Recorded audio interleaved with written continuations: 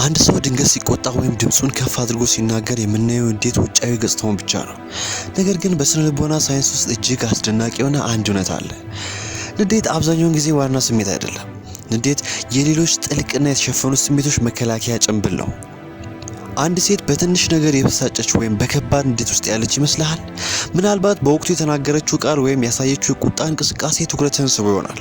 ነገር ግን ከስነ ልቦና አንጻር ያየው ቁጣ የውስጥ ስቃይ፣ የቸለተኝነት ስሜት፣ የብቸኝነት ወይም የፍርሃት ውጫዊ ምልክት ሊሆን ይችላል።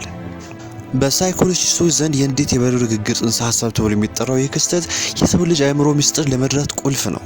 ከውሃ በላይ የሚታየው ትንሹ የበረዶ ጫፍ ንዴት ሲሆን ከውሃ በታች ያለው ግዙፉ አካል ግን ያልተመለሱ ፍላጎቶች፣ የተረሱ ህመሞችና የመደመጥ ጉጉት ናቸው። ታዲያ የሴቶች ንዴት በስተጀርባ ያለው እውነተኛው ስነ ልቦናዊ ምስጢር ምንድን ነው? ለምንስ ነው አንዳንድ ጥቃቅን የሚመስሉ ነገሮች ወደ ትልቅ የቁጣ ማዕበል የሚቀየሩት? ይህን ጥልቅ ምስጢር አብረን እንመረምራለን። የሴቶች ንዴትና በስተጀርባ ያለው ስነ ልቦናዊ ምክንያት። እንኳን ወደዚህ የስነ ልቦናና የሰዎች ግንኙነት ጥልቅ የምርምር ዝግጅት በደህና መጣችሁ። የሴቶችን ንዴትና በስተጀርባ ያለውን ስነ ልቦናዊ ምክንያት መረዳት ለግንኙነታችን ጤናማነት፣ ለስሜታዊ ብስለት፣ ለቤተሰብ ሰላምና ለተሻለ የመግባባት ጥበብ እጅግ ወሳኝ ነው። በዚህ ዝግጅት ውስጥ በታዋቂ የስነ ልቦና ተመራማሪዎች የተደገፉ ሳይንሳዊ እውነታዎችን፣ የአእምሮን ኒውሮሳይንስና የዕለት ተዕለት ህይወታችንን የሚያንጸባርቁ ታሪኮችን እንዳስሳለን። እስከ መጨረሻው አብራችሁን በመቆየት የሰዎችን ስሜት በተለየና በጥልቅ እይታ መመልከት ትጀምራላችሁ። ሰብስክራይብ ማድረጉንም እንዳትረሱ። ምዕራፍ 1 ንዴት እንደ ሁለተኛ ደረጃ ስሜት። በስነ ልቦና ጥናት ንዴት የሁለተኛ ደረጃ ስሜት በመባል ይታወቃል። ይህ ማለት ንዴት በራሱ ብቻውን አይፈጠርም። ከፊት ቀድመው የመጡ የመጀመሪያ ደረጃ ስሜቶች አሉ፣ እንደ ውድቅ የመደረግ ስሜት፣ የፍርሃት፣ የህመም ወይም የመገለል ስሜት። አንዲት ወጣት ሴት አስቡ። ባለቤቷ በሰዓቱ ቤት አልተመለሰም፣ ስልኩም አይነሳም። ወደ ቤት ሲመለስ አቀባበሏ በንዴት የተሞላ ሊሆን ይችላል። ነገር ግን ከቁጣዋ በስተጀርባ ያለው እውነተኛው ስሜት ምንድን ነው?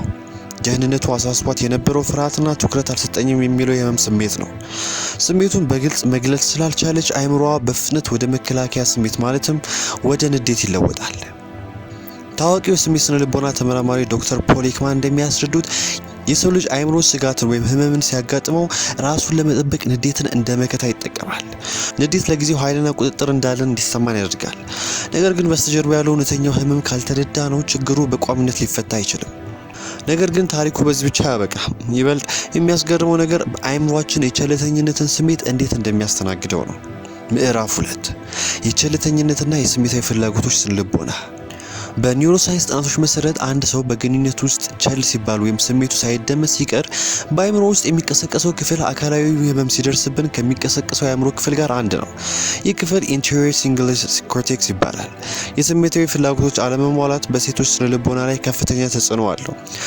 አንድ ሴት በግንኙነት ውስጥ መደመጥ፣ መከበርና ስሜቷ ዋጋ ማግኘቱን የመፈለግ ጥልቅ ፍላጎት አላት። አንድ ቀላል የአሁናዊ ህይወት ምሳሌ እንውሰድ። ሰለሞንና ሄለን የተባሉ ባለትዳሮችን አስቡ። ሄለን ስለ ውሏ፣ ስለ ገጠማት ውጥረትና ጭንቀት ለሰለሞን ለማውራት ትሞክራለች። ሰለሞን ግን ስልኩን እየጎረጎረ እሺ፣ አዎ እያለ ባይስሙላ ይመልሳል። ለሰለሞን ይህ ቀላል ነገር ሊመስለው ይችላል። ለሄለን ግን የተላለፈው መልእክት ያንቺ ስሜትና ሀሳብ ለእኔ አስፈላጊ አይደለም የሚል ነው። ይህ አጋጣሚ አንድ ጊዜ ብቻ ሲከሰት ቀላል ይመስላል። ነገር ግን በተደጋጋሚ ሲከሰት በሄለን አእምሮ ውስጥ የስሜት መጉዳት ይከማቻል። በመጨረሻም በአንድ ትንሽ አጋጣሚ ምናልባት ሰለሞን እቃ ቦታው ላይ ስላላስቀመጠ ብቻ ሄለን ከፍተኛ ንዴት ልታሳይ ትችላለች።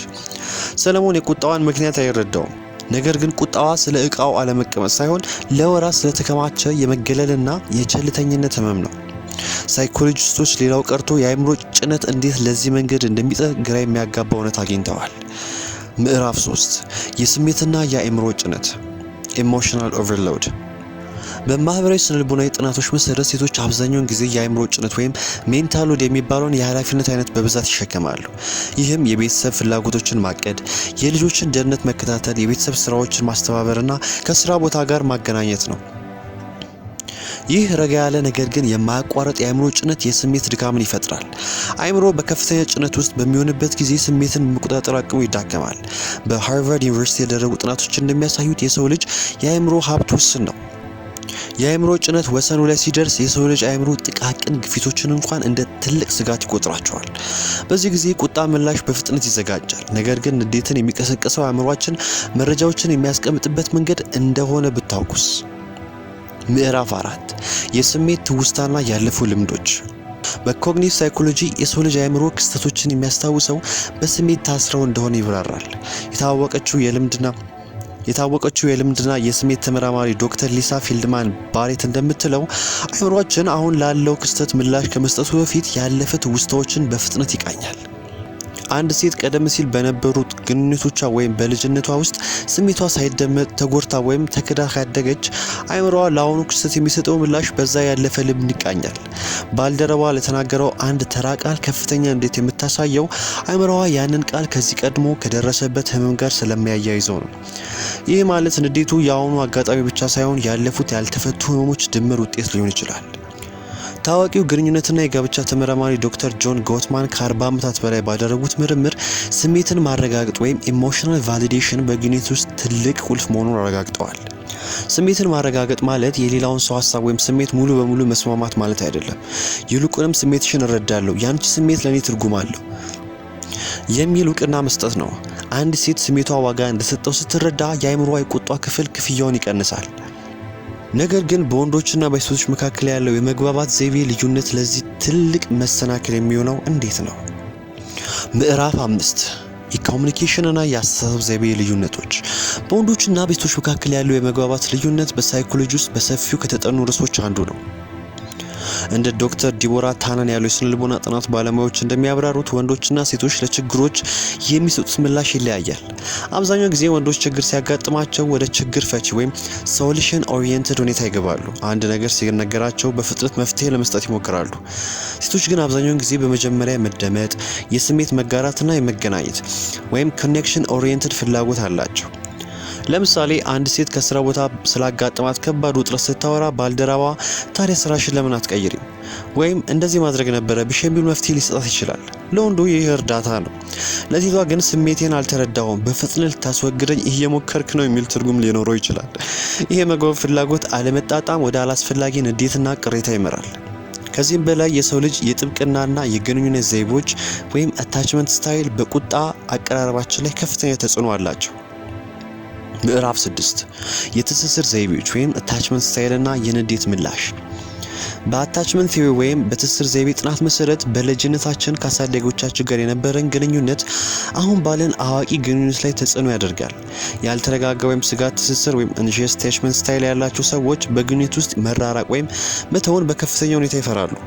ባልደረባቸው ትንሽ እንኳን ስሜቱ ሲቀየር ወይም ሲርቅ ከፍተኛ ጭንቀት ይሰማቸዋል። ይህ ጭንቀት ደግሞ ወደ ንዴትና ወደ መፈለግ ምላሽ ይለወጣል። በሌላ በኩል የመራቅ ትስስር ወይም አቮይዳንት አታችመንት ስታይል ያላቸው ሰዎች ደግሞ ውጥረት ሲፈጠር ወደ ኋላ የማግለልና የመሸሽ ባህሪ ያሳያሉ። አንዱ ወገን ለመነጋገር ሲፈልግና ሌላኛው ወገን ሲሸሽ የንዴት ማዕበሉ ይበልጥ እየተባባሰ ይሄዳል።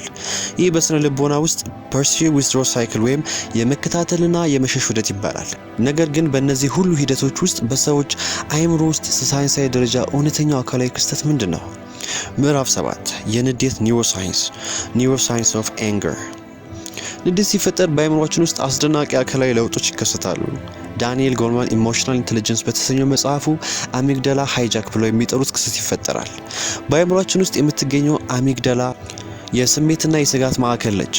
አእምሮአችን ስጋት ሲሰማው አሚግዳላ ድንገተኛ አደጋ ጥሪ ታውጃለች። በዚህ ጊዜ በአእምሮአችን ፊት ለፊት የሚገኘውና ከአመክንዮ ከእርጋታና ከውሳኔ ሰጪነት ጋር የተያያዘው ፕሪፍሮንታል ኮርቴክስ ስራውን ይቀንሳል። በዚህ ቅጽበት አድሬናሊንና ኮርቲሶል የተባሉ የጭንቀት ሆርሞኖች ወደ ደም ይለቀቃሉ። የልብ ምት ይፈጥናል። ደም ወደ እጅና እግር ይፈሳል። ሰውነታችን ለመዋጋት ወይም ለመሸሽ ፋይት ኦር ፍላይት ይዘጋጃል። በዚህ ደረጃ ላይ ያለ ሰው በምክንያት ለማሰብ ወይም ረጋ ለማለት ይቸገራል። ንዴቱ የስነ ልቦና ብቻ ሳይሆን ሙሉ በሙሉ የአካላዊ አእምሮ ምላሽ ነው። ይህንን ሳይንሳዊ ሂደት መረዳታችን የሰዎችን የቁጣ ደረጃ በበሰለ መንገድ እንድንመለከት ይረዳናል። ምዕራፍ 8 ሚዛናዊ እይታና የሁለትዮሽ ተጠያቂነት። እዚህ ጋር እጅግ አስፈላጊ የሆነ ነገር ማንሳት አለብን። የንዴትን ስነ ልቦናዊ ምክንያት መረዳት ማለት ያልተገቡ ባህሪያትን ወይም ጎጂ ቃላት አጠቃቀምን ማጽደቅ ማለት አይደለም።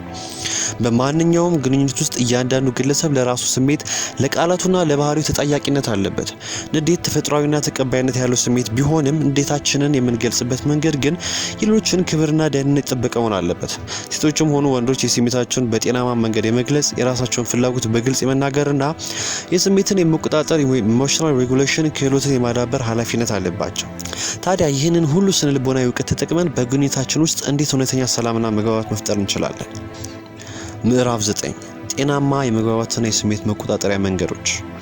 በስነ ልቦና ጥናቶች የተረጋገጡና ግንኙነቶችን የሚያጠናክሩ በርካታ ተግባራዊ መንገዶች አሉ። አንደኛው ንቁ ማዳመጥ ወይም አክቲቭ ሊስኒንግ። አንድ ሰው ስሜቶች ሲገልጽ የመከላከያ መልስ ከመስጠት ይልቅ ለመረዳት ማዳመጥ። የምትየው ነገር ይገባኛል ወይም ያ ነገር እንዳስከፋሽ እረዳለሁ የሚሉ አጫጭር እውቅናዎች የቁጣውን ማዕበል በከፍተኛ ሁኔታ ያቀንሳሉ። ሁለተኛ የስሜት እረፍት መውሰድ ኢሞሽናል ታይም አውት። አሚግዳላ ስራውን በከፍተኛ ሁኔታ በሚያፋጥንበት ጊዜ ውይይቱን ለአፍታ ማቆም አፕሮፕሪየት ነው። አሁን ሁለታችንም ተበሳጭተናል፣ ለ20 ደቂቃ ያህል ረጋ ብለን ብነጋገር ይሻላል ብሎ መገደብ አእምሮ ወደ አመክንዮአዊ ክፍል እንዲመለስ እድል ይሰጠዋል። ሶስተኛ እኔ በሚሉ አረፍተ ነገሮች መጠቀም። በግንኙነት ውስጥ አንተ እንደዚህ ያደረግ በሚል ውንጀላ ከመጀመር ይልቅ እኔ እንደዚህ ተሰማኝ ብሎ ስሜትን በግልጽ መናገር፣ ይህ አቀራረብ ሌላኛውን ወገን የመከላከያ ግንብ እንዳይገነባ ይረዳዋል። የጥልቅ ትስስር ምስጢር። የሰዎች ንዴት በተለይ ሚስቶች ንዴት የበላይ ጥቃት ወይም ምክንያታዊ ቢስ ማዕበል አይደለም። ከእያንዳንዱ ንዴት በስተጀርባ የመደመጥ፣ የመከበር፣ የመወደድና የደህንነት ጥልቅ ስነልቦናዊ ፍላጎቶች አሉ። የሰዎችን የውጫዊ ባህሪ ብቻ ከመመልከት አልፈን በስተጀርባ ያለውን ስነልቦናዊ እውነታ መረዳት ስንጀምር ግንኙነቶቻችን ከጭቅጭቅ ወደ ጥልቅ መግባባት ይቀየራሉ። ንዴትን በንዴት ሳይሆን በስሜታዊ ብስለትና በእምነት መጋፈጥ የጤናማ ግንኙነት መሰረት ነው። ይህ ዝግጅት ለግንኙነታችሁና ለስሜታዊ ህይወታችሁ አዲስ እይታ እንደሰጣችሁ ተስፋ እናደርጋለን። ቪዲዮውን ከወደዳችሁት ላይክ በማድረግ ድጋፋችሁን አሳዩ። ለእንደዚህ አይነት ጥልቅ የስነልቦናና የህይወታዊ ትምህርት ዝግጅቶች ቻናላችንን ሰብስክራይብ ያድርጉ። እናንተ አስተያየት፣ በግንኙነት ውስጥ ንዴትን ለመቆጣጠር ከሁሉ የተሻለው መንገድ ምንድነው ብላችሁ ታስባላችሁ? ሀሳባችሁን በኮሜንት ክፍል አካፍሉ።